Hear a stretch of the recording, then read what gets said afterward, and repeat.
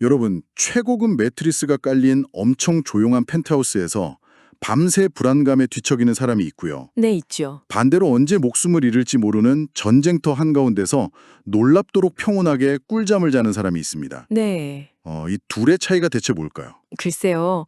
최첨단 엑스레이나 MRI 기계로도 절대 찍히지 않는 어떤 그 미스테리한 내면의 차이겠죠. 맞습니다. 수천 년 전에 쓰인 한 고대 문헌은 이 내면의 차이를 단 두 단어로 진단해냅니다. 바로 우매자, 즉 어리석은 자, 그리고 지혜자입니다. 굉장히 직관적이면서도 날카로운 진단이네요. 네, 그래서 오늘 여러분의 수면의 질을 어쩌면 삶의 질 전체를 완전히 바꿔놓을지도 모르는 이 흥미로운 심층 탐구. 자, 한번 파헤쳐 볼까요? 오늘 다룰 자료가 구체적으로 어떤 건가요? 오늘 우리가 해부해 볼 자료는요. 성경의 지혜 문학으로 널리 알려진 전도서입니다. 아, 전도서요? 네. 그중에서도 10장과 8장 일부 텍스트를 현대 심리학이랑 행동 양식의 관점에서 분석한 연구 자료입니다. 저는 이 텍스트라 지루한 종교적 설교가 아니라 인간 심리에 대한 엄청난 분석이라는 점이 흥미롭더라고요. 맞아요. 이 텍스트가 시대를 초월해서 매력적인 이유가 지혜랑 어리석음을 IQ 수치나 지식의 양으로 나누지 않거든요. 아, 머리가 얼마나 좋으냐가 아니라 네. 철저하게 인간의 어떤 행동, 그리고 그 행동이 불러오는 결과를 통해서 인간 본성을 아주 적나라하게 구분하고 있습니다. 행동이라고 하니까 그 분석 자료에 나오는 아주 생생한 비유들이 눈길을 확 끌었어요. 막 함정을 파다가 자리가 그 함정에 빠지고 네네, 남의 담을 허물다가 뱀한테 물리고. 맞아요. 또 무딘 도끼날을 갈지도 않고 억지로 막 힘만 써서 나무를 찍어내리는 사람들의 모습이 묘사되어 있잖아요. 되게 바보 같지만 우리가 흔히 하는 행동들이죠. 저는 이걸 딱 읽자마자 우리 주변의 직장 생활이나 치열한 비즈니스 생태계가 바로 떠올랐어요. 아, 어떤 면에서요? 왜 경쟁자의 프로젝트를 망치려고 뒤에서 막 험담하고 함정을 파다가 결국 자기 평판이 다 깎여서 조직에서 밀려나는 일들 말이죠. 아, 완벽한 비유네요. 여기서 매력적인 부분이 뭐냐면 이 비유들이 공통적으로 관통하는 핵심이 바로 타인을 향한 파괴적인 경쟁심이라는 겁니다. 파괴적인 경쟁심이요? 네, 우매자는 상황을 뼈아프게 오판을 자신이 승리하고 생존하는 유일한 방법이 내 눈앞에 있는 경쟁 상대를 제거하는 거라고 맹신하는 거죠. 저 사람만 없으면 내가 올라간다. 이렇게 믿는 거군요. 그렇죠. 이 분석 자료에서 드는 가장 극적인 역사적 사례가 있어요. 바로 이스라엘의 초대 왕이었던 사울이랑 그의 뒤를 이은 다윗의 이야기입니다. 오, 사울과 다윗이요? 네, 사울은 이미 왕좌에 앉아있는 진짜 모든 것을 다 가진 최고 권력자였어요. 그런데 자기 부하인 다윗이 백성들한테 인기를 막 얻기 시작하니까 엄청난 질투심을 느꼈겠네요. 엄청났죠. 다윗을 죽이는데 자기 남은 인생이랑 국가의 모든 에너지를 몽땅 쏟아붓게 됩니다. 아, 그러니까 다윗이라는 눈엣 가시 하나만 딱 없애면 내 자리가 영원히 안전할 거라고 굳게 믿었던 거네요. 네, 그렇게 오판을 한 거죠. 그런데 현실은 어땠을까요? 글쎄요, 결국 망하지 않았나요? 맞습니다. 사울이 다윗을 잡으려고 군대를 동원하고 함정을 파기 시작한 바로 그 순간부터 사울의 내면은 이미 질투랑 편집증으로 무너져 내리고 있었어요. 겉으로는 권력자인데 속은 다 썩어 들어간 거네요. 그렇죠. 타인을 찌르기 위해서 함정을 파는 행위 자체가 사실은 자기 자신의 영혼과 삶을 파괴하는 기폭제가 돼버린 겁니다. 와, 함정을 파다가 자기가 빠진다는 게 정확히 이런 의미군요.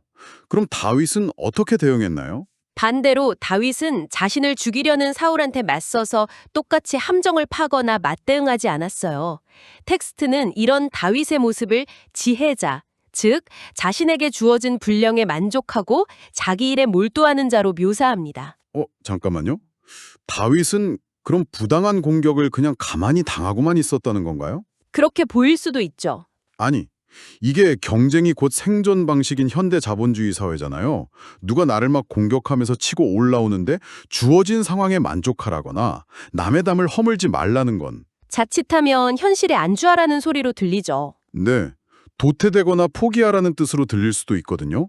당장 승진누락 위기인데 그냥 묵묵히 내 일만 하라는 건 너무 순진한 조언 아닐까요? 충분히 그렇게 느끼실 수 있습니다. 하지만 이게 체념하거나 도태되라는 의미하고는 정반대의 이야기예요. 정반대요? 어떻게 다른가요? 지혜자가 말하는 만족은 목표가 없다는 뜻이 절대 아니고요. 내 내면의 에너지 초점이 타인이 아니라 온전히 나 자신에게 완벽하게 맞춰져 있다는 뜻입니다. 아, 타인을 향하던 에너지를 나한테 돌린다. 네, 이게 심리학에서 말하는 통제 소재, 로커스 오브 컨트롤이라는 개념이랑 놀랍도록 일치합니다. 통제 소재요? 네, 우매자인 사울의 통제 소재는 철저히 외부에 있어요. 저 다윗이라는 인간이 내 눈앞에서 사라져야만 내가 행복해질 수 있다. 이렇게 믿는 거죠. 아, 그러면 내 삶의 기준이나 행복의 스위치를 아예 타인한테 쥐어준 셈이네요. 맞습니다. 내 행복의 리모컨을 경쟁자한테 그냥 넘겨버린 거나 다름없죠. 그 사람이 사라지기 전까지는 나는 절대 행복할 수 없는 상태가 돼버리는 거니까요. 아, 리모컨을 뺏겼다. 듣고 보니까 진짜 끔찍한 상황이네요. 반면에 다윗처럼 지혜로운 사람의 통제 소재는 내부에 있습니다. 내가 통제할 수 없는 사울의 질투심이나 외부의 공격에 자기 감정이랑 에너지를 낭비하지 않는 거예요. 어차피 내가 어쩔 수 없는 거니까 놔둔다는 거군요. 그렇죠. 대신 지금 당장 내가 통제할 수 있는 것, 즉 나의 무딘 도끼날을 날카롭게 가는 일이나 나에게 주어진 오늘의 임무에만 집중하는 겁니다. 아, 남의 집 담을 허무는데 아까운 시간을 쓰는 게 아니라 내 집을 튼튼하게 짓는데 온전히 몰두한다. 정확합니다. 이게 바로 텍스트가 말하는 어떤 환경에서도 도태되지 않는 지혜자의 진짜 생존 무기인 셈이죠. 내 행복의 리모컨을 내가 준다. 이 통제 소재라는 심리학적 설명이 딱 들어가니까 수천 년 전 고대 텍스트가 확 와닿습니다. 아주 절묘하게 맞아떨어지죠. 그런데 호스트로서 하나 짚고 넘어가고 싶은 게 생겼어요. 네, 말씀하시죠. 속으로만 남을 막 맹렬히 미워하면서 겉으로는 완벽하게 쿨한 척, 나는 평정심을 유지하는 척하는 게 과연 인간한테 가능한 일일까요? 사실상 불가능에 가깝죠. 그렇죠. 결국 이 파괴적인 내면의 상태는 어떤 식으로든 세상 밖으로 새어나올 수밖에 없다고 생각하거든요. 바로 우리의 입을 통해서요. 아주 예리한 지적이십니다. 행동과 내면의 심리 상태는 필연적으로 언어라는 매개체를 통해 밖으로 발현되게 마련이죠. 네, 말이 그 사람을 보여준다고 하잖아요. 전도서 10장 12절에서 14절을 보면 이 인과관계를 진짜 날카롭게 포착하고 있어요. 제가 한번 인용해 볼게요. 네, 우매자의 입술은 자기를 삼키나니 그 입의 말의 시작은 우매요, 끝은 미친 짓이니라 이렇게 나옵니다. 끝은 미친 짓이다. 와, 표현이 엄청 강렬하네요. 그렇죠. 우매자는 늘 경쟁 구도 속에서 극도로 불안해하기 때문에 그의 언어 자체도 독설이나 아주 날선 방어로 가득 찰 수밖에 없다는 겁니다. 시작은 오매요. 끝은 미친 짓이다.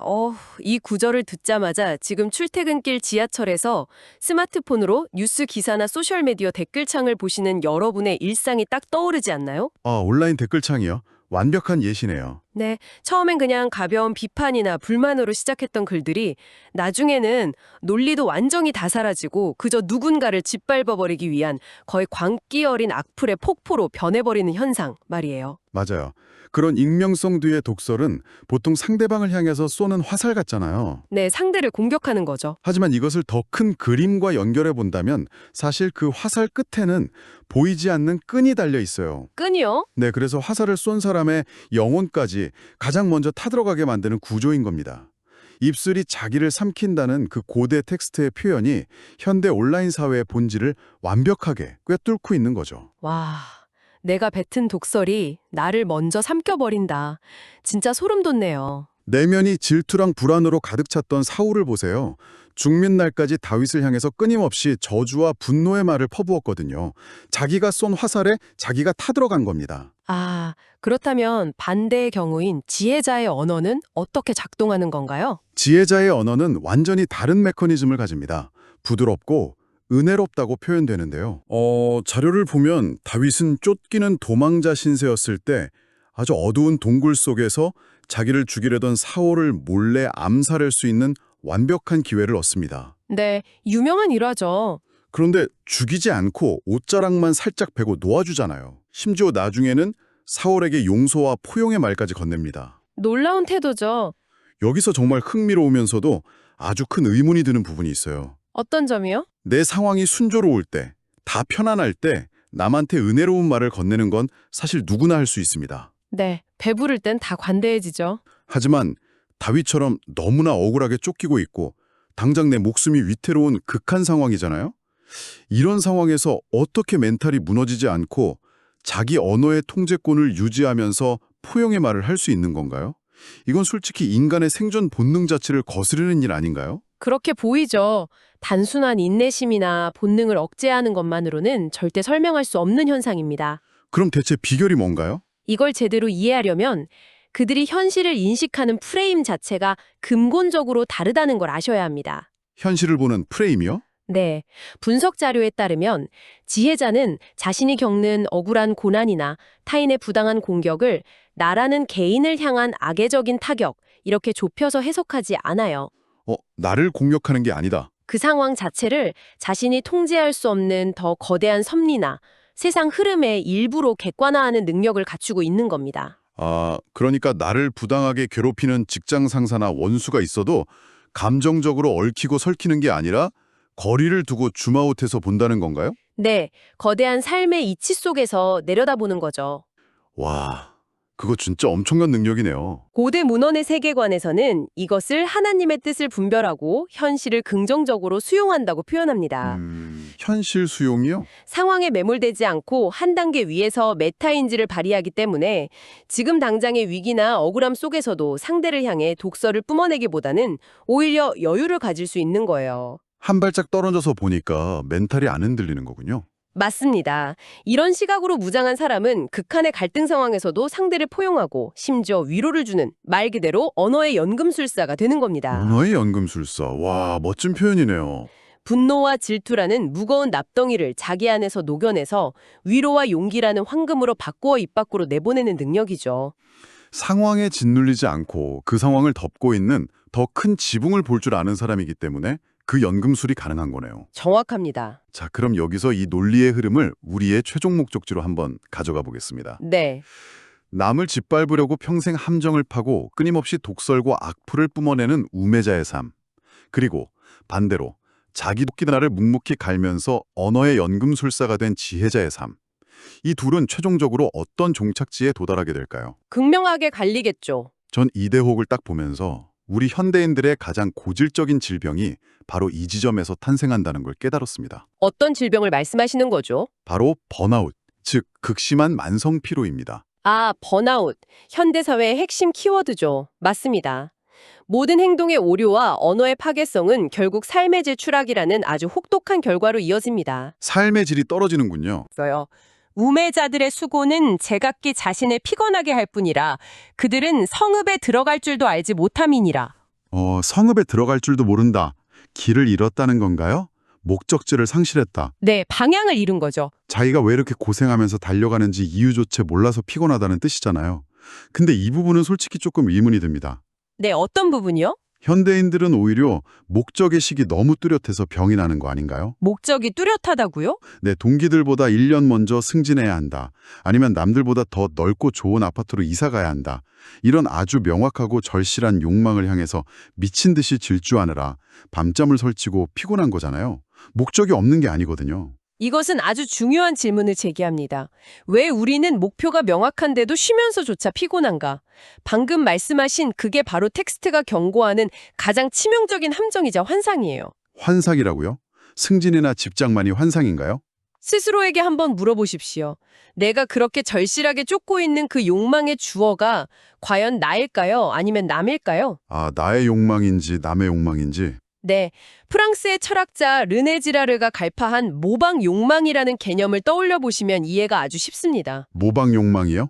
우리가 잠을 줄여가면서 간절히 원하는 그 목적들조차도 사실은 내가 진정으로 원해서가 아니라 타인의 욕망을 그대로 모방한 것에 불과한 경우가 대부분이라는 겁니다. 남들이 다 저걸 원하고 가지니까 나도 무조건 가져야 한다. 맞아요.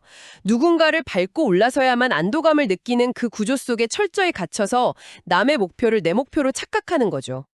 내가 주도적으로 세운 인생의 목적이라고 굳게 믿었던 것들이 사실은 타인의 시선이나 맹목적인 경쟁심에서 비롯된 가짜 허상일 수 있다는 거군요. 그렇기 때문에 아무리 하나를 성취해도 진정한 쉼이 없는 겁니다. 성읍에 들어가지 못하고 끝없이 돌아가는 쳇바퀴 위에 계속 서 있으니까요. 결국 계속 피곤할 수밖에 없네요. 사울 왕의 말년을 다시 한번 생각해 보십시오. 그는 이스라엘 최고의 왕궁에서 가장 푹신한 침대랑 화려한 사내 진미를 매일 누릴 수 있는 아주 완벽한 환경에 있었어요. 누구나 부러워할 환경이잖아요. 하지만 다윗을 향한 악심, 그리고 이 권력을 언제 빼앗길지 모른다는 불안감 때문에 평생을 불면증과 만성 피로에 시달려야 했습니다. 정서가 완전히 결핍되어 있었기 때문이죠. 펜트하우스에서 뜬 눈으로 밤을 새우는 거네요. 그럼 다윗은 어땠나요? 반면 다윗은 거친 광야에서 언제 군대가 들이닥쳐 목숨을 잃을지 모르는 도망자 신세였잖아요. 그런데 놀랍게도 그는 사방이 적으로 둘러싸인 그 광야 한가운데서도 깊은 수면을 취했습니다. 와, 환경의 안락함이 우리의 피로를 결정하는 게 절대 아니라는 거네요. 그렇죠. 내면의 상태가 핵심입니다. 그렇다면 이게 다 무슨 의미일까요? 이 방송을 듣고 계시는 여러분의 이번 주말 풍경을 한번 떠올려 볼까요? 네. 평일에 너무 치열하게 살았으니까 주말에는 진짜 푹 쉬겠다면서 소파에 눕긴 누웠어요. 그런데 손에서는 스마트폰을 놓지 못하고 도파민을 자극하는 숏폼 영상을 새벽까지 멍하게 넘겨봅니다. 아주 흔한 모습이죠. 아니면 남들한테 뒤처지면 안 된다는 그 강박 때문에 생산적인 주말이라는 명목하에 녹초가 될 때까지 무리한 운동이나 자기 개발에 집착하잖아요. 네, 쉬는 게 아니죠. 겉보기엔 휴식이나 건강한 취미 같지만 이 모든 행동이 사실은 타인의 시선이나 내면의 불안에서 도피하려는, 그래서 쉰다면서도 월요일 아침이면 더 피곤해지는 우매자의 전형적인 모습일 수 있겠네요. 뼈 때리는 비유 아닌가요? 현대인들이 겪는 번아웃의 본질을 아주 뼈아프게 짚어주셨습니다. 진짜 휴식은 최신형 매트리스를 사거나 값비싼 호캉스 비용을 결제한다고 얻어지는 게 절대 아니에요. 돈으로 살 수 있는 게 아니군요. 그럼 지혜자는 어떻게 피곤하지 않고 한가로운 삶, 그 진정한 내면의 평화를 누릴 수 있는 걸까요? 자료에서는 이렇게 분석합니다. 지혜자는 과거에 대한 한탄, 현재에 대한 불만족, 그리고 미래에 대한 불안감을 스스로 해소하고 삶의 한계와 이치를 터득한 사람이라고요. 오, 과거나 미래라는 시간의 감옥에 더 이상 끌려다니지 않는다는 뜻인가요? 맞습니다. 우리가 늘 지치고 에너지가 방전되는 이유가 명확하거든요. 어제 내가 한 실수나 남이 나한테 준 상처를 끊임없이 곱씹잖아요. 이게 과거죠. 네, 계속 이불킥하죠. 그리고 소셜미디어를 보면서 남들보다 뒤처진 것 같은 오늘의 내 모습에 불만족합니다. 현재고요. 아, 비교하면서 우울해지죠. 거기다 내일 당장 어떻게 될지 모르는 두려움, 즉 미래의 가장 소중한 심리적 에너지를 다 쏟아버리기 때문입니다. 과거, 현재, 미래의 에너지를 다 뺏기고 있네요. 하지만 지혜자는 현실의 한계랑 만사의 이치를 있는 그대로 딱 수용합니다. 이미 통제할 수 없는 과거나 아직 오지 않은 미래의 에너지를 낭비하는 대신에 오늘 내게 주어진 일과 지금 내 옆에 있는 사람들에게 온전히 몰입하는 거예요. 오, 오늘에 집중한다? 네, 그렇기 때문에 외부 환경이 아무리 거칠고 불안한 광야일지라도 그의 내면은 흔들리지 않는 아주 깊은 호수처럼 평화로운 상태를 유지할 수 있는 겁니다. 남의 담을 허물려는 그 소모적인 에너지를 다 끄고 오늘 나의 무딘 도끼러를 가는 데만 온전히 집중하는 삶. 경쟁이랑 질투라는 무거운 짐을 다 내려놓고 오늘이라는 시간을 온전히 살아낼 때 주어지는 가장 큰 보상이 바로 단잠이라는 거군요. 바로 그겁니다. 자, 오늘 우리가 함께 깊이 파헤쳐본 이 놀라운 고대의 통찰들을 한번 묶어볼 시간입니다. 수천 년 전 중동의 텍스트가 마치 오늘 아침에 막 발행된 현대인의 멘탈 헬스 진단서처럼 엄청 생생하게 다가오네요. 정말 놀라운 통찰력이죠? 누군가를 끌어내리려고 맹목적으로 돌진하다가 결국 자기 발등을 찍어버리는 파괴적인 행동주의. 내면의 불안과 시기가 뭉쳐져서 밖으로 막 터져나오며 결국 자신을 파괴하는 언어의 독설. 그리고 타인의 욕망을 끝없이 모방하느라 목적지도 잃고 쉴 곳조차 찾지 못하는 만성 피로사회까지. 네, 이 오래된 문헌이 주는 결론은 서늘할 정도로 명확합니다. 타이라는 지옥에 갇혀서 경쟁의 함정을 파는 자는 아무리 가장 화려한 환경 속에 있어도 평생 피곤할 겁니다. 평생 피곤하다. 반면에 묵묵히 삶의 통제권을 나 자신에게로 다시 가져와서 현실을 수용하는 자는 어떤 극한의 위기 상황에서도 타인을 살리는 언어의 연금술사가 되고요. 마침내 깊은 평화와 단잠을 누린다는 것이죠. 정말 그러네요. 정보 과잉과 무한 경쟁 시대를 정말 숨가쁘게 살아가는 여러분의 일상, 또 여러분이 뱉는 언어, 그리고 수면의 질에 어떤 변화가 필요한지 아주 묵직한 화두를 던져주는 텍스트입니다. 네, 처음 우리가 이 이야기를 시작할 때 엑스레이로도 찍히지 않는 우리 마음의 질병, 그리고 평안의 차이를 진단해보겠다는 목표가 있었잖아요. 오늘 충분히 그 해답의 실마리를 찾은 것 같습니다. 여러분, 오늘의 심층 탐구를 마치면서 마지막으로 이 질문을 남기고 싶습니다. 네, 지혜가 우리에게 전쟁터 한가운데서도 꿀잠을 자게 해주고 우매함이 최고급 펜트하우스에서도 우리를 뜬 눈으로 밤새게 만든다면 오늘 밤 잠자리에 눕기 전 여러분의 지난 24시간을 조용히 돌아보십시오. 당신은 오늘 하루 남과 끊임없이 비교하며 내일 결국 당신 자신이 빠지게 될 경쟁의 함정을 묵묵히 아주 깊게 파셨나요? 아니면 나의 하루를 단단하게 지탱해줄 지혜의 벽을 한 장씩 쌓아 올리셨나요?